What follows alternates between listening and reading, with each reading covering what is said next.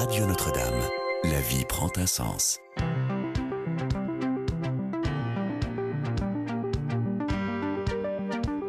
En quête de sens, Sophie Noailles.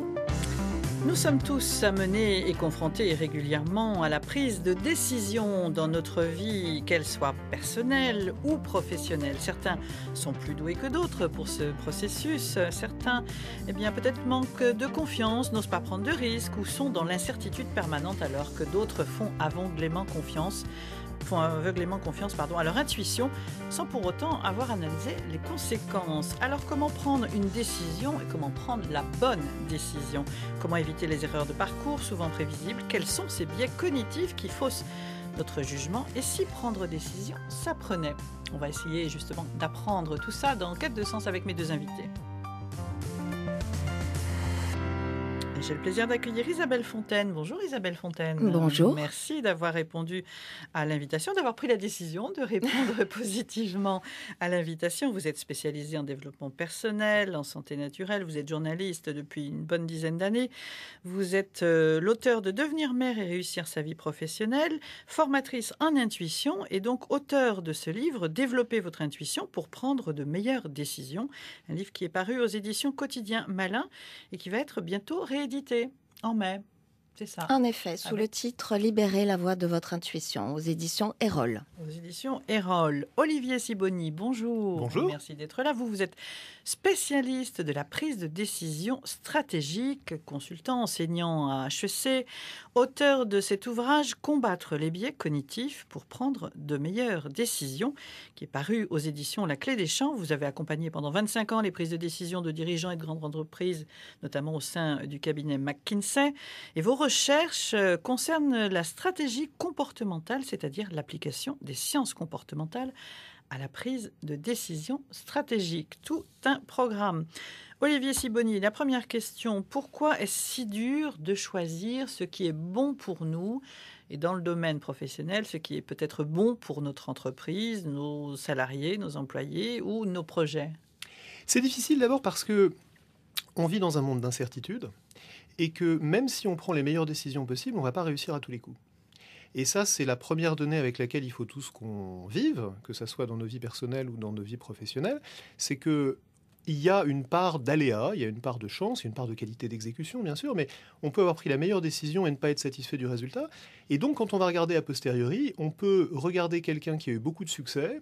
Prendre la meilleure décision, mais est-ce que ça veut dire que c'est la bonne décision? Ben justement, il y a une grande différence entre la bonne décision et le bon résultat. Et donc, on peut regarder quelqu'un qui a eu de bons résultats et se dire « Ah, il faut que je fasse comme lui ». Il a, par exemple, suivi son intuition, on va en parler, ou il a utilisé telle ou telle méthode ou telle bonne pratique qu'on va ensuite nous vendre comme étant une recette infaillible du succès. Et on en a pléthore. Et on en a pléthore. Et en fait, c'est pas forcément la raison, il n'y a pas forcément de lien de causalité entre le fait qu'il a eu ce bon résultat et le fait qu'il a pris telle décision. Et inversement, il peut nous arriver qu'on prenne une décision qui est au moment où on la prend la meilleure et qui donne des résultats dont on est a posteriori pas content, parce qu'il s'est passé des tas de choses qui étaient imprévisibles. Donc ça, c'est une première raison pour laquelle c'est difficile de prendre des bonnes décisions, c'est qu'en fait, on ne sait pas très bien, on se trompe dans ce que c'est qu'une bonne décision. On pense qu'une bonne décision, c'est ce qui va nous amener à la réussite, alors qu'en réalité, il y a des aléas qui sont irréductibles. On parle beaucoup, Olivier Sibony, aujourd'hui des biais cognitifs. Si on va sur les réseaux, et notamment les réseaux professionnels, et notamment au niveau des ressources humaines, on parle beaucoup de ces biais cognitifs. Ça veut dire quoi, biais cognitifs ? Alors on a raison d'en parler parce que c'est un sujet très important. D'abord, il faut dissiper un malentendu. Quand on parle de biais, on parle souvent des biais de genre, des biais racistes, on parle des méchants biais. Les biais cognitifs, c'est pas ça. Il y a un lien évidemment, mais les biais cognitifs dont je parle dans mon livre « Vous allez commettre une terrible erreur », c'est des biais qui sont d'une certaine manière neutres, qui sont purement cognitifs, c'est-à-dire qu'ils vont nous amener à ne pas prendre la décision la plus rationnelle, celle qui correspond le plus à notre intérêt et à nos objectifs, d'une manière relativement prévisible. Par exemple, on va tous pécher par excès de précision. Si je vous demande de me dire combien de temps va prendre tel projet à se réaliser, ou de faire une estimation sur une quantité que vous ne connaissez pas et de me donner un intervalle de confiance, vous allez avoir tendance à prendre un intervalle de confiance trop serré. Vous allez me dire que vous êtes certaine à 90% que la date de tel événement est entre telle date et telle date. Vous allez vous tromper une fois sur deux. Donc on est dans la surconfiance, c'est un biais absolument pas universel, mais comme tous les biais, c'est statistique, c'est très fortement statistique, on va avoir tendance à se tromper d'une manière prévisible. On va très rarement faire l'erreur inverse. Un biais, c'est ça, c'est une erreur dont la direction est prévisible. Isabelle Fontaine. Ces mécanismes que l'on a en soi, hein, ces mécanismes cognitifs, ils nous induisent souvent en erreur, ils nous apprennent, ils nous mènent à avoir une appréciation parfois faussée de la réalité. Moi, ce que j'entends, en fait, c'est qu'il peut y avoir vraiment un excès de rationalisation quand on veut prendre une décision. Et effectivement, à ce moment-là, notre intuition, elle est là pour nous guider vers la bonne décision et sans justement tomber dans tous ces biais cognitifs, pour moi, qui sont des biais d'ultra-rationalisation. Alors, c'est-à-dire quoi l'intuition? Parce qu'on parle de faire confiance à son intuition, mais alors c'est quoi? C'est l'idée magique. On sait qu'Einstein ne voyait pas... L'intuition, pour moi, c'est la capacité de capter des informations qui sont justes pour nous, et de manière subtile, non conventionnelle, c'est-à-dire sans passer par la raison, justement, sans passer par la logique. L'intuition, c'est quelque chose qu'on sait. On ne sait pas comment on le sait, mais on sait qu'on le sait et on sait que c'est juste. C'est une certitude qui s'impose à soi. Voilà, la plupart du temps, c'est ça, mais parfois l'intuition peut se manifester de manière beaucoup plus floue. Hein, on sent quelque chose, on sait quelque chose, mais c'est pas évident. Par exemple, on sent pas quelqu'un ou on sent pas une situation. On a l'intuition mais on n'a pas une information claire et précise. Olivier Sibony, on voit que dans la création de grosses entreprises qui font des gros succès, on a l'impression qu'à la base, il y a un homme, un créateur, un leader qui a eu une intuition. Bien sûr. Et l'intuition dont parle Isabelle existe et est absolument démontrée. La capacité à percevoir des signaux faibles, c'est-à-dire la capacité à percevoir dans son environnement des choses que les autres ne perçoivent pas, est une forme d'intuition qui est très importante chez les gens qui doivent prendre des décisions stratégiques, mais également, vous le disiez, dans les rapports humains. Dans le fait de quelqu'un qu'on sent ou qu'on ne sent pas, c'est quelque chose dont on développe la capacité à le sentir ou à ne pas le sentir. On apprend à percevoir des signaux faibles. Là où je suis plus réticent sur le fait de suivre son intuition, c'est quand on prend des décisions compliquées et rares. En fait, l'intuition a été étudiée de manière assez scientifique sur des échantillons larges, parce qu'évidemment, comme je le disais, si on se fie juste à un exemple, on va trouver un exemple où on a suivi son intuition, on a eu raison, ou un exemple où on n'a pas suivi son intuition et on a eu tort, et inversement. Donc, sur un exemple, on peut toujours trouver des exemples et des contre-exemples. Quand on regarde des grands échantillons, l'intuition fonctionne en fait sur des choses où on a de l'expérience, et où on va apprendre à reconnaître son expérience. C'est une forme de sagesse. C'est une forme de sagesse, c'est une forme d'apprentissage, c'est une forme de maturité. Et donc, si j'ai eu, par exemple, des tas d'interactions avec des gens et que j'ai appris à reconnaître les gens à qui je pouvais faire confiance et ceux à qui je ne pouvais pas faire confiance, sans savoir précisément analyser quels sont les signaux, est-ce que c'est la manière dont ils me regardent de travers, est-ce que c'est la manière dont ils haussent le sourcil, j'en sais rien, mais je le sens ou je le sens pas. Et ça, c'est quelque chose que j'ai pu apprendre. Maintenant, si je décide de lancer un investissement d'1 milliard, et que je dis, ah ouais, celui-là, je le sens vraiment bien, et ben en fait, c'est pas sûr que ça fonctionne aussi bien. C'est prendre des risques. Alors, sur cet exemple de l'investissement d'1 milliard, je sais qu'il y a des chefs d'entreprise, je pense à Richard Branson, qui est le PDG de Virgin, qui lui déclare qu'il prend toutes ses décisions sur la base de son intuition et qui chez lui se manifeste dans une forme d'excitation intérieure qui lui dit oui ou qui lui dit non. Alors peut-être que Richard Branson est un peu particulier, c'est un chef d'entreprise. Après, il a peut-être un conseil d'administration. Voilà, je crois qu'il n'est pas particulier, et je crois qu'il est en fait assez typique, enfin pas très typique, mais que c'est assez général. Et en fait, le raisonnement que vous faites en disant Richard Branson fait ça est assez représentatif d'un biais cognitif qui s'appelle le biais du survivant. C'est-à-dire qu'on va regarder celui qui a réussi, on va dire, regardez, il fait comme ça, il a suivi son intuition, donc il a eu raison. Le problème, c'est qu'on ne parle pas de tous les entrepreneurs qui suivent leur intuition parce qu'ils sont absolument convaincus que leur moule à gaufres connecté à Internet va être un immense succès et que le monde n'attendait que ça et qui vont disparaître dans l'oubli bien mérité parce que le monde n'a pas besoin d'un moule à gaufres connecté à Internet. Parce qu'on va mettre en lumière, évidemment, ceux qui réussissent. Et évidemment, on ne regarde que les survivants, que ceux qui réussissent et on essaye d'en tirer des conclusions. C'est pas absolument probant.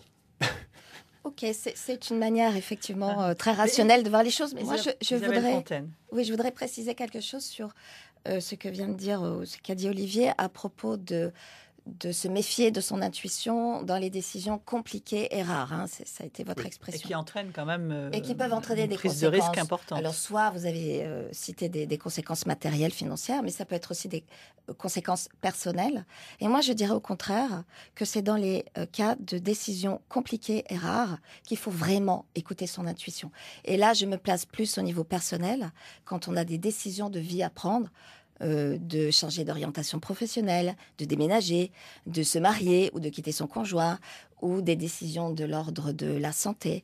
Et je dirais que là, l'intuition, c'est vraiment notre voix intérieure et qu'il faut avoir l'audace et le courage de l'écouter, pas forcément de la suivre, mais en tout cas de lui prêter une attention et de ne pas se noyer ou se cacher derrière des explications rationnelles ou qui sont pour moi des biais cognitifs.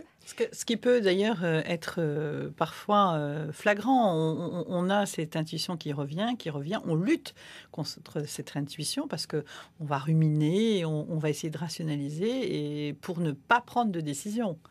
Tout à fait. C'est ce que j'appelle les intuitions serpents de mer. C'est-à-dire qu'elles flottent dans notre vie.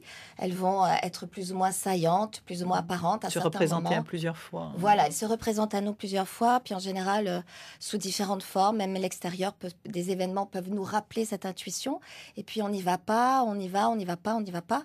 Et elles sont vraiment intéressantes à regarder, ces intuitions, parce que ce sont des intuitions de vie. Et dans tous les cas, ce qu'elles montrent et ce qu'elles nous enseignent de nous-mêmes est vraiment important à prendre en compte. Ce que disait Olivier Sibony, c'est effectivement, c'est aussi l'expérience, l'apprentissage d'année en année, la confrontation à ces situations qui vont nous permettre peut-être de savoir lire cette intuition et de savoir l'intégrer dans nos vies.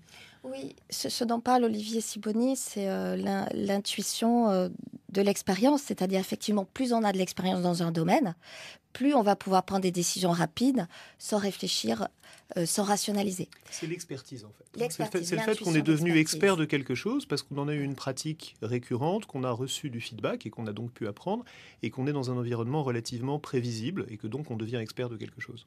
Tout à fait. Néanmoins, il n'y a pas que cette dimension dans l'intuition. Et on le sait, par exemple, et nous tous dans nos vies, nous le constatons, que les enfants, par exemple, sont intuitifs. Ils savent des choses. On ne sait pas comment ils savent, mais ils le savent. Donc l'intuition n'est pas que le résultat de l'expérience et de l'expertise. Elle serait innée, cette intuition? Oui, alors certains psychologues, et je pense à Catherine Dolto, la première qui a parlé de ça, elle parle de forme de télépathie, c'est-à-dire que l'enfant, quand on est dans le ventre de sa mère, on est en quelque sorte en osmose avec toutes les émotions, tous les ressentis, et que ça nous donne des capacités de ressenti innées. Voilà, donc effectivement, il peut y avoir cette dimension dans l'intuition et qui n'a rien à voir avec l'expertise. Non, et je crois qu'il y a au moins deux choses dans ce que vous dites avec lesquelles je suis d'accord. C'est déjà pas mal. Merci à vous, cher Olivier. Parce que vous avez bien compris qu'on n'est pas d'accord sur tout. Mais tant mieux, c'est ce qui fait la richesse de cet échange. Il y a deux choses très importantes. La première, c'est que l'excès de rationalité est souvent un alibi pour ne pas prendre de décision. Donc quand vous dites qu'il faut avoir le courage d'écouter son intuition, moi, je préfère dire qu'il faut avoir le courage à un moment donné de prendre une décision dans l'incertitude, même si on n'a pas d'intuition, parce qu'il y a des gens qui n'en ont pas. Parce qu'on ne peut pas tout démontrer par A plus B plus C. Savoir. Et c'est vrai qu'on voit souvent des gens qui vont vous dire « Ah, il faut encore que j'étudie, il faut encore que je réfléchisse, il me faut des informations supplémentaires. » C'est reculer. Qui vont être paralysés par l'analyse et qui vont reculer et ne pas faire ce qu'on fait quand on a effectivement une intuition, c'est-à-dire dire « Là, il faut y aller, je prends la décision vers laquelle je penche et celle que je sens le mieux. » Donc ça, je crois que c'est important de se dire qu'à un moment donné, il faut décider et que si c'est l'intuition qui vous pousse à prendre la décision finale, tant mieux, parce qu'à un moment donné, il faut décider. La deuxième chose sur laquelle je suis à 100% d'accord avec vous, c'est qu'il y a, non pas pour la décision, mais pour la perception des informations, une dimension importante dans la non-rationalité, si vous voulez, qui est qu'on ne peut pas sentir on ne peut pas savoir comment est-ce qu'on sent ce qu'on sent dans tous les domaines.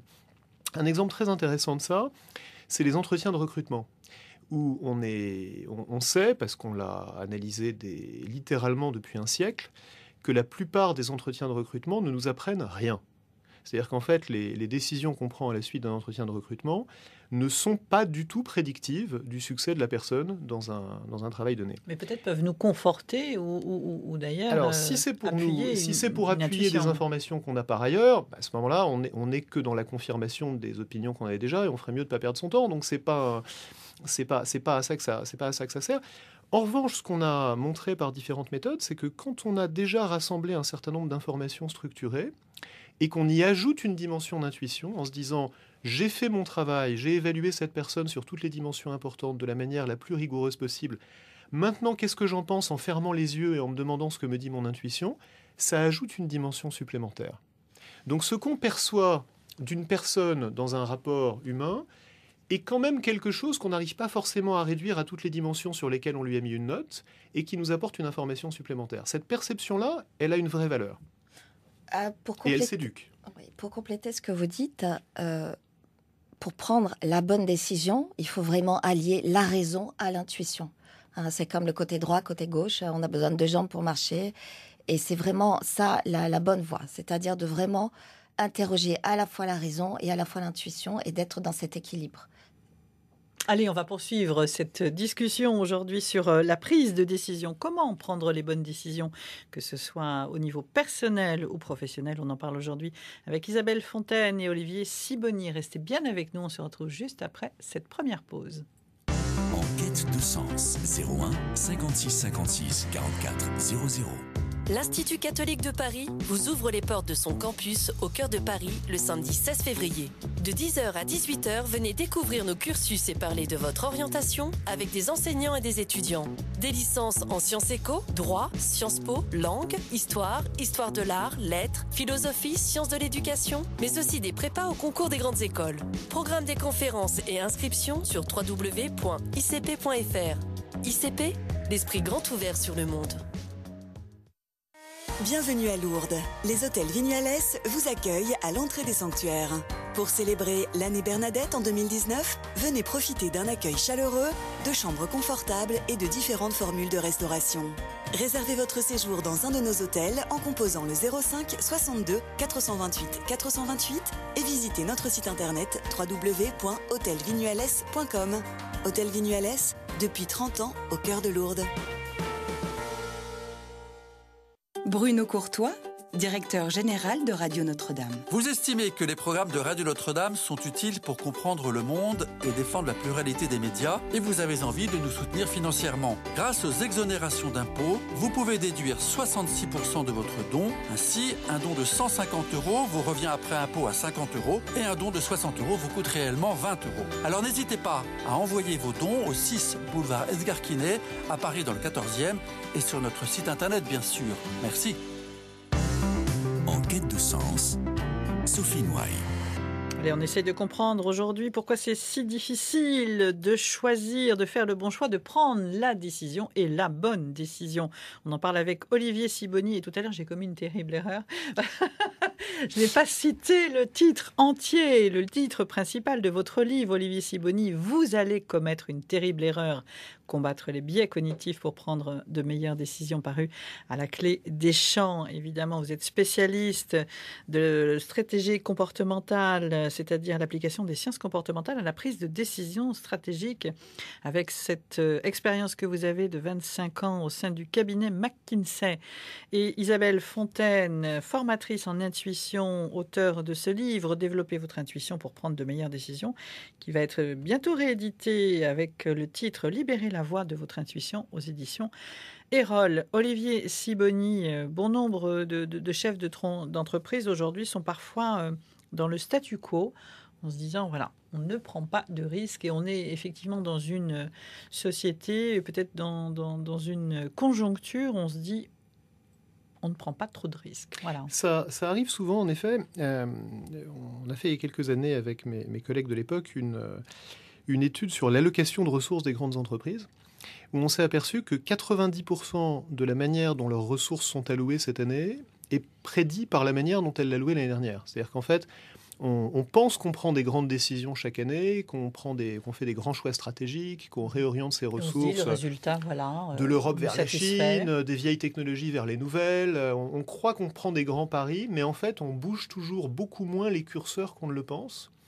parce qu'il y a une inertie dans les organisations, dans les allocations de ressources et dans nos propres modes de pensée, qui nous pousse à ne pas faire des choix aussi radicaux qu'on devrait. Alors peut-être qu'effectivement, on devrait quelquefois écouter un petit peu plus son intuition au moment de faire ses allocations de ressources. Est-ce que c'est un excès de prudence ? Je ne sais pas si c'est un excès de prudence. Je crois que c'est plus une combinaison de différentes choses dans lesquelles va d'abord entrer beaucoup de résistance organisationnelle. C'est-à-dire que si vous êtes... Je raconte l'histoire de Polaroid, par exemple. On se dit, Polaroid a été pris par surprise, il n'a pas vu la révolution digitale et c'est pour ça qu'il a fait faillite. En fait, ce qui est intéressant, c'est que quand vous lisez les rapports annuels de Polaroid, 15 ans plus tôt, en 1985, ils disent déjà que la révolution digitale, c'est leur priorité stratégique numéro 1. Ça ne s'appelle même pas encore le digital à l'époque, ils appellent ça l'image électronique. Ils le voient venir à des kilomètres. Donc, ils n'ont pas du tout été surpris. Mais qu'est-ce qui a fait que... Mais quand vous êtes une organisation où tout le monde a un doctorat de chimie, c'est très compliqué de se dire qu'on va passer à une technologie numérique. Et quand vous êtes une organisation où on gagne beaucoup d'argent en vendant des films, c'est très compliqué de se dire qu'on va vendre des appareils et que derrière, il n'y aura plus de films. Quand vous êtes une organisation qui a tout son business et toutes ses usines aux États-Unis, c'est très compliqué de se dire qu'on va utiliser des composants électroniques qui sont fabriqués en Asie et qu'on va les faire assembler en Chine. C'est une chronique d'une disparition annoncée. Et donc, en fait, même quand on sait que ça va arriver, il y a une énorme résistance de l'organisation qui fait que vous n'arrivez pas, vous êtes le pilote, vous tirez fort sur le manche, mais l'appareil ne tourne pas. Et on persiste dans l'erreur, comme ça. Et on va, en tout cas, sinon persister dans l'erreur, dans le cas d'espèce, ne pas arriver à la corriger assez vite. Ouais. Ne pas arriver à corriger assez vite. Est-ce que c'est la même chose au niveau personnel, Isabelle Fontaine ? Est-ce qu'on peut persister justement dans ce qu'on peut appeler une erreur, quand même, une erreur de trajectoire ? Oui. Alors là, évidemment, on revient au sujet de l'intuition, c'est-à-dire l'intuition, on sait quelle décision on doit prendre, on sait quelle décision est bonne pour nous, mais elle est compliquée à prendre. Donc effectivement, on peut faire le parallèle entre l'organisation, avec tout cet amas de gens et de décisions à prendre, et puis au niveau individuel, on revient à la prise de risque de l'intuition et à la prise de risque de la décision tout court. Et ça, c'est compliqué, c'est difficile. L'intuition, elle nous amène parfois sur des chemins périlleux, contraires à ce qu'on voudrait. Contraires peut-être aussi à l'environnement. À l'environnement, par exemple, à nous positionner alors à l'inverse de l'ordre ou de la vie commun. Donc tout ça fait qu'effectivement, on peut aussi complètement... au niveau individuel, passer sous silence une intuition importante ou des intuitions importantes et puis les laisser voir, laisser venir. Sauf que, on l'a évoqué tout à l'heure, une intuition importante, ce que moi j'appelle des intuitions de vie, quel que soit le domaine privé ou professionnel qu'elle concerne, va toujours se rappeler à nous d'une manière ou d'une autre et parfois avec des petits clins d'œil de l'existence, des hasards, des coïncidences, des événements extérieurs qui nous rappellent que oui, cette chose est là, présente en nous et que il faut qu'on en fasse quelque chose, il faut qu'on prenne une décision. Est-ce que c'est un problème aussi de contrôle, Olivier Sibony ? On ne veut pas perdre le contrôle. Perdre le contrôle sur quoi ? Je ne suis pas sûr de comprendre cette question. Sur son entreprise, sur sa façon de faire. On se dit, bon voilà, si je change de direction, si je vais prendre ce risque en me lançant dans tel ou tel projet, je risque de perdre le contrôle. Alors la prise de risque est un sujet paradoxal parce que on voit en fait qu'on va avoir trop tendance à prendre de grands risques et pas assez à en prendre des petits calculés. Et quand vous voyez les exemples d'entreprises qui, comme Polaroid, ont disparu, ou comme d'autres ont fait des grands paris qui n'ont pas réussi, on voit souvent des gens qui, en se disant qu'ils vont garder le contrôle, en fait, prennent un grand risque, par exemple, font une très grande acquisition, un très grand pari technologique, et souvent, pas toujours heureusement, mais souvent vont s'apercevoir que c'était pas le bon. Et inversement, vous avez dans les entreprises des tas de petits projets qu'on va étouffer, qu'on va écraser, et qui, en fait, ne seraient pas des grands risques, ne seraient pas des grands investissements dont on garderait facilement le contrôle. Ça veut dire quoi, un risque calculé ? C'est assez simple. Vous supposez que je vous donne le choix entre... Supposez que vous soyez PDG d'une entreprise et que vous ayez dans votre entreprise 10 personnes qui viennent chacune vous proposer un projet risqué. C'est-à-dire un projet qui a une chance sur 2 de perdre sa mise, mais s'il réussit, il rapporte 4 fois ce qu'il coûte. Si vous preniez les 10 projets, vous allez presque forcément gagner, parce que sur l'ensemble du portefeuille, des projets qui se plantent une fois sur 2, voilà, donc statistiquement, vous allez vous en sortir. Le problème, c'est que chacun de ces projets va être regardé séparément, et donc vous allez à chacun de ces projets dire « mais c'est complètement fou, jamais je ne vais investir dans un projet qui a une chance sur 2 de se planter ». C'est tellement sûr que d'ailleurs personne ne va vous le proposer, parce que les gens vont s'auto-censurer. Et donc la plupart des PDG vous disent « j'aimerais bien qu'il y ait plus d'entrepreneurs dans ma société, j'aimerais bien qu'il y ait plus de gens qui prennent des risques, qui prennent des initiatives, mais je ne sais pas comment susciter ça ». Inversement, quand moi je décide de prendre un très grand risque, et forcément comme je suis PDG, j'en prends un très grand, personne ne me dit que c'est pas une bonne idée puisque je suis le PDG, et donc on va prendre de grands risques. Donc le paradoxe, c'est que on est prêt à perdre le contrôle en prenant des très grands risques, mais qu'inversement, on va pas stimuler dans l'organisation la prise d'une multitude de petits risques qu'on arriverait facilement à contrôler. Alors, quelle est la problématique à ce niveau-là ? La problématique, c'est celle de l'organisation. C'est que l'organisation donne des incitations aux individus à suivre leur intérêt, et sans doute leur intuition, qui en l'occurrence a tout à fait raison de leur dire « ne deviens pas le porteur d'un projet qui a une chance sur 2 de se planter, parce que a posteriori, tout le monde dira que c'était évident et que tu n'aurais pas dû le faire ». A posteriori. A posteriori, bien sûr. Et tant qu'on a ces incitations-là dans l'organisation, on ne peut pas s'en sortir. C'est pour ça qu'on voit des très grandes entreprises c'est entre autres pour ça, qu'on voit des très grandes entreprises qui thésaurisent des centaines de milliards ou qui les rendent à leurs actionnaires, et à côté des startups qui, avec des mises de fonds relativement insignifiantes, créent des entreprises de grande taille qui sont ensuite rachetées à grands frais par les mêmes grandes entreprises. Ce qui est paradoxal quand on y pense. La grande entreprise n'a pas pris le risque. La grande entreprise n'a pas voulu prendre des petits risques alors qu'en fait, elle est prête à en prendre de grands. Isabelle Fontaine, oui, c'est aussi derrière tout ça, on ne s'autorise pas le droit à l'erreur. On ne s'autorise pas, en fin de compte, la possibilité d'échouer, la possibilité peut-être de s'être trompé. Et dans tout ce que j'entends et de ce que raconte Olivier Sibony, c'est aussi, ça m'interroge moi sur la place de l'intuition en entreprise et quelle place on lui fait.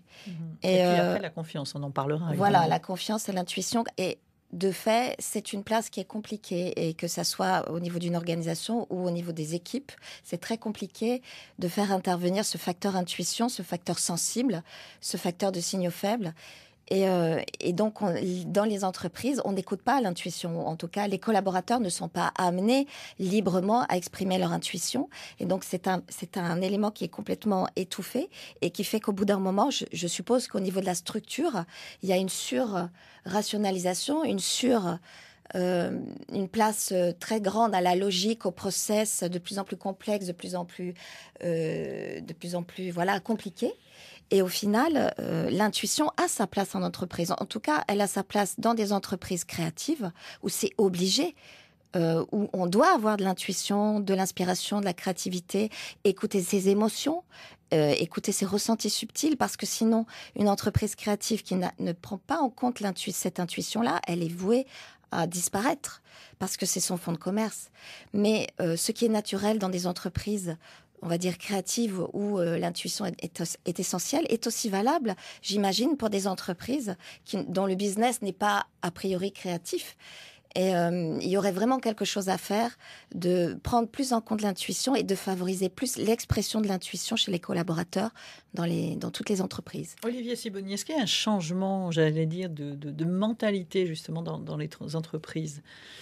Je ne sais pas s'il y a un changement, mais je crois que beaucoup plus de gens que ne le suggère Isabelle font appel à leur intuition et le disent, le reconnaissent. Et quand vous interrogez les managers, il y a des études là-dessus tout à fait nombreuses et quantitatives, vous demandez aux managers, est-ce que votre intuition est un outil dont vous vous servez pour prendre vos décisions ? Ils disent oui.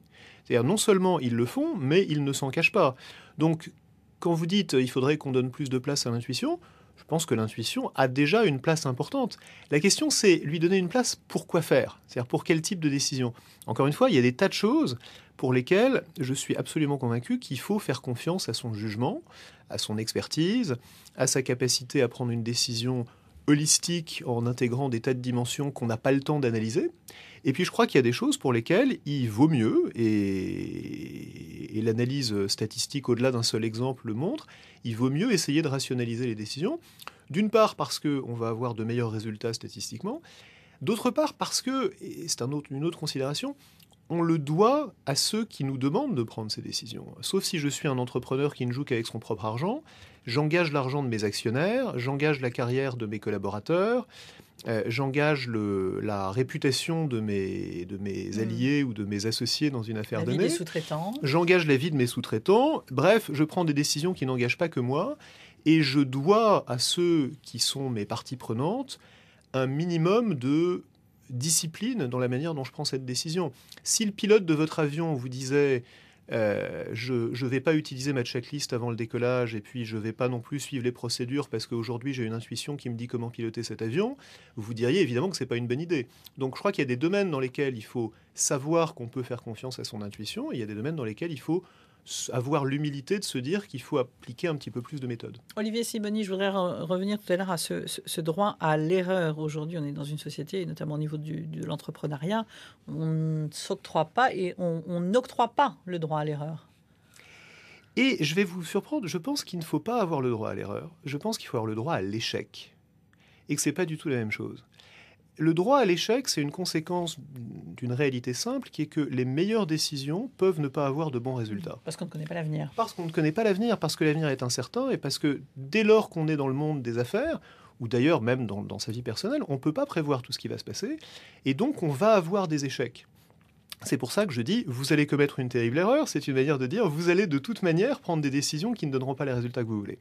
Donc le droit à l'échec, c'est très important, il faut célébrer les échecs qui procèdent de bonnes décisions, de manière à ne pas faire l'erreur, justement, que je dénonçais tout à l'heure, en disant, quand quelqu'un a pris un risque, on va lui dire a posteriori, mais bon sang, c'était évident, pourquoi est-ce que tu as fait cette chose-là? Donc si on veut que les gens prennent des risques, il faut leur donner le droit à l'échec.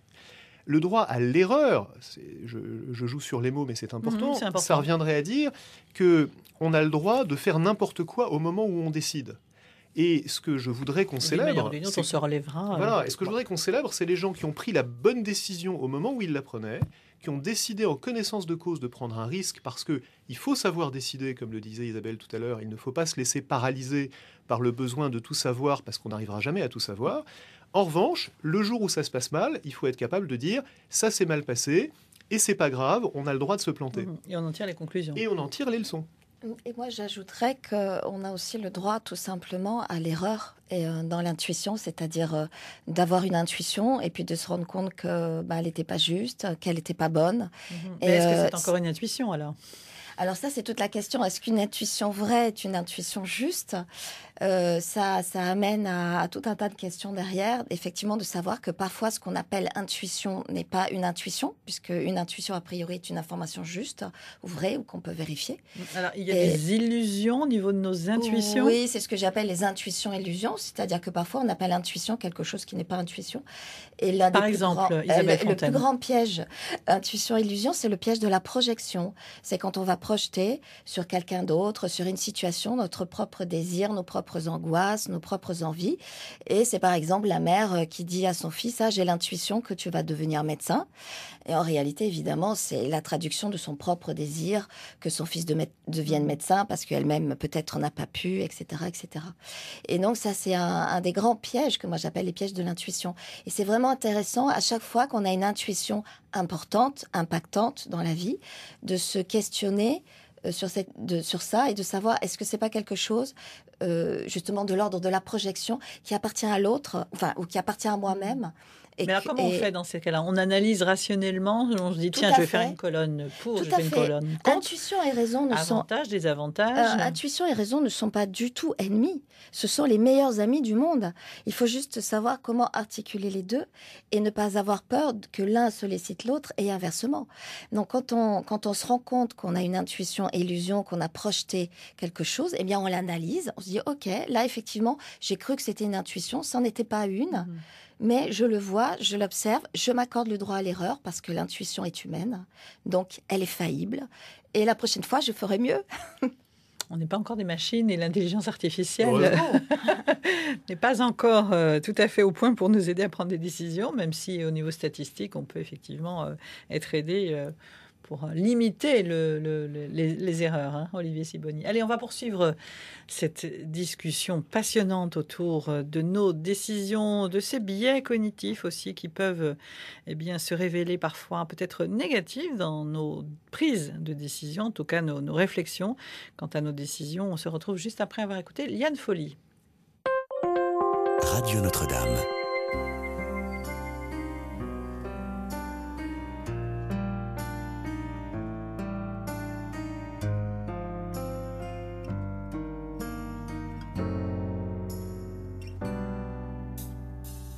On pourrait dire les mots tout simplement, ce qui nous aide à devenir grand. On se cache, on se ment. Souvent, on pourrait tendre l'oreille, s'intéresser à ce que l'autre peut nous apporter. On se gâche, on se fâche.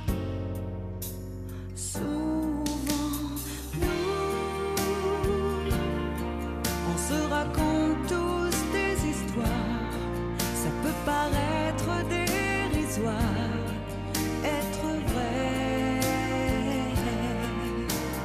Nous, on parle trop souvent d'espoir ou d'amour quand il est trop tard. Être vrai, être vrai.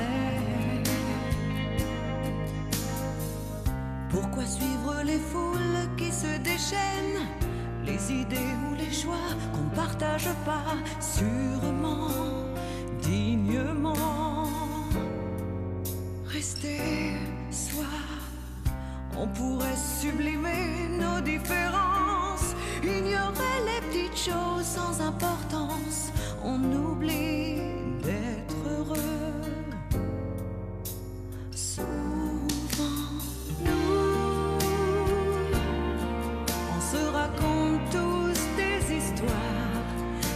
Paraître dérisoire, être vrai.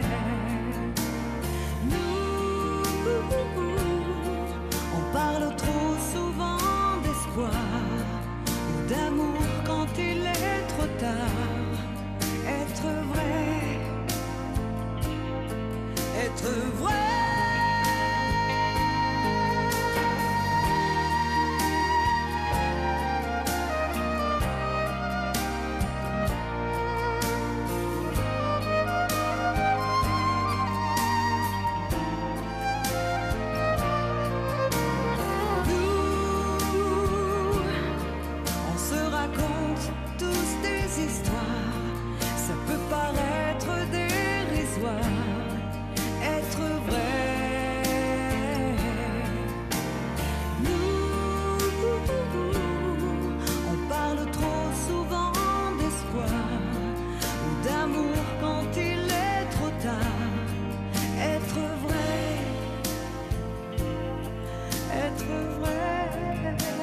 Être vrai, Liane Folly. Je ne sais pas si être vrai aide à prendre les bonnes décisions.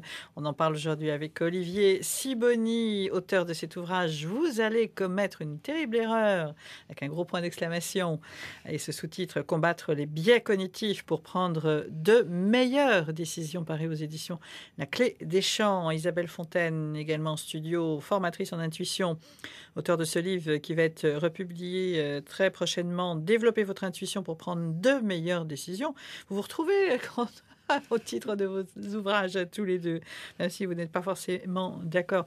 Olivier Sibony, est-ce qu'on peut souvent dans des entreprises se dire, voilà, bon, on a un chef d'entreprise, on a un manager qui dit, voilà, moi, au vu des résultats, etc., au vu peut-être de ce que je perçois, il faut aller dans cette direction et malheureusement, il y a le collectif qui fait que, et la façon dont on va présenter les choses, qu'il faut se rallier à la décision collective. Il y a des tas d'histoires de managers qui disent j'ai cette grande vision et on va tous la suivre. J'en raconte une en particulier dans mon livre, qui est l'histoire de Ron Johnson, qui était le patron des Apple Store, le fondateur des Apple Store, donc le grand visionnaire qui a créé sous la houlette de Steve Jobs, mais qui a quand même été l'inspirateur des Apple Store. Au bout de 10 ans de cet énorme succès, qui est le plus grand succès de l'histoire de la distribution, c'est quand même un succès phénoménal, il est appelé pour diriger une chaîne de grands magasins qui s'appelle JCPenney. Et là, il va mettre en place, en suivant sa vision, je ne sais pas si on peut parler d'intuition, mais en tout cas sa vision. Si, je pense qu'on peut parler d'intuition, on peut dire le mot. Je pense qu'il suivait en grande partie son intuition. Il va mettre en place une méthode qui ressemble beaucoup à celle qui avait fait son succès chez Apple et qui va être un échec absolument retentissant. La société va perdre 25% de son chiffre d'affaires en un an. Il va perdre 1 milliard sur sa première année d'exercice fiscal. L'action va chuter de 55%. Bref, le chef d'entreprise visionnaire, sans contre-pouvoir, sans garde-fou, sans conseil d'administration pour lui demander de vérifier ses intuitions ou de tester ses idées, ça peut être très dangereux. Évidemment, on parle toujours beaucoup plus souvent des exemples qui réussissent. On va toujours parler de Steve Jobs qui suivait son intuition. Mais si on regarde les contre-exemples, on en trouve aussi. Après, la question, c'est à quelles conditions est-ce qu'on peut faire confiance à son intuition et à quelles conditions est-ce qu'on peut être un visionnaire ? Et en même temps, je voulais dire, de bonnes décisions peuvent être contrecarrées par un conseil d'administration, par une décision collective qui va mettre un point final à ce genre de décision. Dans l'exemple que vous donnez, Olivier, ce qu'il faut souligner, c'est que l'intuition de départ, elle est peut-être très vraie. Peut-être que dans cette idée, cette vision de création, que c'était très juste. Et c'est ensuite tout ce qui s'est passé dans la mise en place, où il y a eu une suite d'erreurs ou de choses qui ont été fausses. La conjoncture. Donc, il ne faut pas jeter bébé avec l'eau du bain et jeter l'intuition avec l'échec ensuite de la création. Je ne tire aucune conclusion à partir d'un seul exemple, ni favorable ni défavorable. Vous avez remarqué qu'Olivier Sibony est très rationnel. Mais tout à fait. Je le salue. Je le salue. J'essaye simplement d'identifier les conditions dans lesquelles faire confiance à son intuition est une bonne idée, et il y en a, et celles dans lesquelles faire confiance à son intuition n'est pas une bonne idée, et il y en a aussi. Est-ce qu'on a justement ce pli de se dire on ne veut pas voir la réalité en face, une réalité qui nous dérange, Isabelle Fontaine, pour avancer, pour prendre des décisions? Oui. Oui, bien sûr. Alors là, moi, je me placerais plutôt au niveau personnel qu'au niveau de l'entreprise. C'est pas évident, bien sûr, parfois dans nos vies, de faire face à certaines réalités qui ne nous font pas plaisir, qui nous dérangent, qui viennent nous challenger, nous remettre en cause, nous mettre des bâtons dans les roues, nous empêcher de faire comme on devrait faire, comme la société ou l'entourage nous dit de faire. Donc évidemment, l'intuition, c'est aussi cette petite voix ou cette même grande voix qui nous guide, cette boussole intérieure qui nous dit attention, sois sincère, regarde-toi, fais face à toi-même et à ta réalité intérieure, qui n'est pas forcément la réalité extérieure, mais qui est ta vérité à toi.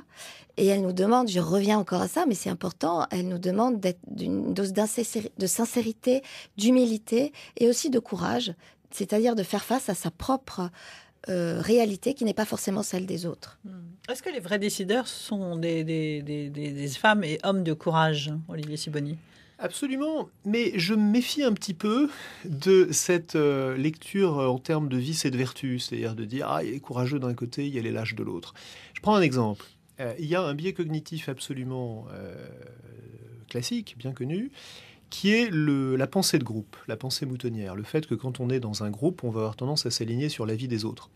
Et alors on a tous tendance à dire c'est un manque de courage, celui ou celle qui n'a pas exprimé son opinion parce qu'il y en a 3 qui ont parlé avant lui et qui ont dit le contraire de ce qu'ils pensaient et qui choisit de se taire. Il y a eu des expériences. Il y a des tas d'expériences là-dessus. Et puis il y a des histoires fameuses. Il y a l'histoire de la décision de la baie des cochons prise par l'équipe de Kennedy. Il y a des tas d'exemples. En fait, c'est un petit peu plus compliqué que ça. Parce qu'il est aussi complètement logique et complètement prévisible que quelqu'un qui entend 3 personnes exprimer l'opinion contraire en tienne compte. Il n'y a que les imbéciles qui ne changent pas d'avis. Si je suis dans une équipe de direction, que je pensais qu'un investissement n'était pas bon, et que j'entends 5 de mes collègues qui parlent avant moi, qui disent « En fait, moi, je pense que c'est un bon investissement », au bout d'un moment, peut-être que je me dis que c'est moi qui me trompe. Ça serait quand même un sacré manque d'humilité. Dès lors que cette affirmation est étayée d'éléments Et puis, je fais l'hypothèse que mes collègues savent ce qu'ils font, qu'ils ont fait leur travail, qu'ils sont compétents. J'ai du respect pour eux. Donc, il n'y a pas que du manque de courage là-dedans. Il y a aussi, justement, une certaine humilité. Et là où c'est compliqué, c'est que si, justement, je manque de courage, je peux me convaincre que c'est par honnêteté intellectuelle, et non pas par manque de courage, que j'ai changé d'avis. Que c'est par humilité, et non pas par lâcheté, que j'ai retourné ma veste. Donc, parler de courage ou de manque de courage, oui, si on veut, mais ça ne nous aide pas beaucoup. Ce qui va nous aider, c'est d'avoir des méthodes qui font en sorte que je sois contraint à m'exprimer, et que si j'avais, soit sur la base de mon intuition, soit sur la base de mon analyse, ça a peu d'importance, une opinion différente de celle de mes collègues, qu'on soit sûr que mon opinion va être entendue, que cette diversité va être exprimée. Et prise en compte. Et prise en compte. Dans une décision finale. Absolument. Olivier, là, se place dans un cadre collectif. Vous évoquez cet exemple où il y a plusieurs personnes. Moi, je me place vraiment dans un cadre personnel, individuel, intérieur. Et quand je parle de courage, c'est pas un courage dans une situation collective où d'autres vont dire ça, ça, ça, et moi, est-ce que j'ai le courage ou pas de dire mon opinion, mon ressenti? Je parle vraiment de courage dans une dimension de développement personnel, intérieur, et d'être aligné avec sa propre vérité. Et cela n'a rien à voir avec ce que dit Pierre-Paul Jacques. Et il n'y a pas de raisonnement en termes de vice et de vertu, mais simplement d'oser regarder à l'intérieur de soi. Isabelle Fontaine, nos décisions peuvent avoir aussi un impact. On ne vit pas tout seul. Enfin, on n'est pas sur une île déserte. Tout à fait. Où nos décisions vont avoir aussi un impact sur les autres. C'est pour ça qu'il faut utiliser aussi sa raison. Et quand on doit prendre des décisions impactantes, décisions de vie, de à la fois écouter son intuition et à la fois utiliser sa raison, effectivement réfléchir, anticiper les impacts et essayer d'allier les deux du mieux qu'on peut. Voilà. Olivier Sibony, on a parlé de ces biais cognitifs. On sait tous les nommer. Il y en a une liste définie. Oui, il y en a une très longue liste. Les principaux. J'en cite un important parce qu'il va nous permettre de rebondir sur ce que disait Isabelle il y a un instant, sur avoir le courage de voir la réalité en face et de ne pas se mettre des œillères pour... Pas faire l'autruche. Pas faire l'autruche, voilà. C'est le biais de confirmation. Alors, on a tous entendu parler du biais de confirmation. C'est la tendance qu'on a à sous-estimer les informations qui nous contredisent, qui contredisent nos hypothèses ou nos opinions, et à prêter au contraire beaucoup plus d'attention à celles qui nous confortent dans nos préjugés et dans nos opinions. Et c'est un biais extraordinairement puissant, dont on est tous conscients en théorie, et qu'on voit sur des choses comme les débats politiques où chacun se dit que son candidat a été le meilleur. Bon, très bien. Mais en fait, on ne se rend pas compte que ça peut fausser le jugement de gens qui, a priori, sont extraordinairement rigoureux. Un exemple qui m'a frappé en faisant la recherche pour « Vous allez commettre une terrible erreur », c'est l'exemple des experts en empreinte digitale. Les gens dont le métier, c'est de comparer une empreinte digitale qui a été relevée sur une scène de crime avec celle d'un suspect pour dire « c'est lui, c'est pas lui, c'est un match, c'est pas un match ». On pense qu'a priori, c'est pas une affaire de jugement. On regarde et on dit c'est oui ou c'est non. Et bien, quand vous allez biaiser le jugement de ces experts, des meilleurs experts du monde, quand vous allez biaiser le jugement de ces experts en leur disant « Regarde, mais de toute façon, il a avoué », ou en leur disant « Regarde, mais de toute façon, il a un alibi », ça va complètement changer leur jugement. Et les mêmes experts vont quelquefois changer d'avis sur les mêmes empreintes qu'ils avaient vues il y a quelques mois, et dont ils ne se rappellent pas évidemment qu'ils les avaient vues. On les piège en leur disant « Tiens, voilà des empreintes avec une information différente ». Ils vont changer d'avis souvent sur les mêmes empreintes en fonction de l'information qui va les biaiser. Ça vous montre bien que le biais de confirmation, c'est-à-dire l'hypothèse qu'on a en tête, va changer jusqu'à notre perception de la réalité visuelle. C'est pas seulement qu'on va traiter l'information différemment, pondérer différemment, c'est qu'on va littéralement voir des choses différentes. Donc il faut y prendre garde. C'est toxique. Ça peut être très toxique dans des environnements comme celui-là. Effectivement, on est inquiet en pensant que les empreintes digitales peuvent être biaisées par ça.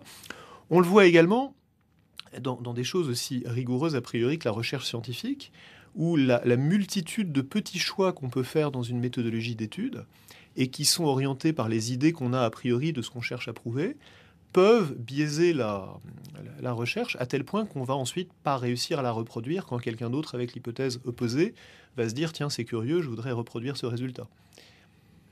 Isabelle Fontaine, ça laisse songeur. Oui, ça me laisse songeuse, oui. D'où